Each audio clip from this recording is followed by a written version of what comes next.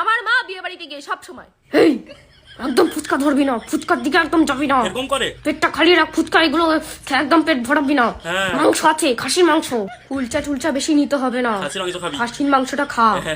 কুলচা নিচ্ছে আবার, ওগুলো খেয়ে তারপর পেট ভরিয়ে দেবে জানো না। একদম।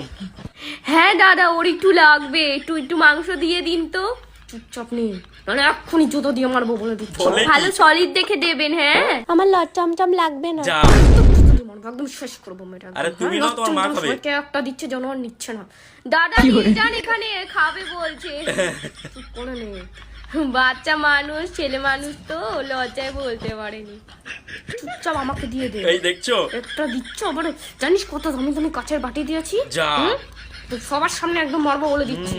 আরে তুমি কাঁচের বাড়ি দিয়েছো দাম তোলার জন্য, তুমি আমাকে যা খুশি খাওয়াবা না? হ্যাঁ খেতে হবে। আমার যা ইচ্ছা আমি খেতে পারবো না। এটা আবার কি? না, তুমি খাওয়া আমাকে যাবে বিয়ে না। বাড়ি তার নিয়ে যাবা না? তুমি কাঁচের বাটি দিয়েছো, তার দাম তুলবা, তার জন্য নিজে খাও। আমাকে তুমি গেলে বাকি একদম। যা পারবে আমার চোটপাট করবি ভাই। যেই রে খাওয়া, চুপ করে খা। কেন আমার যা ইচ্ছা আমি যাই খাবো, আমার পেট।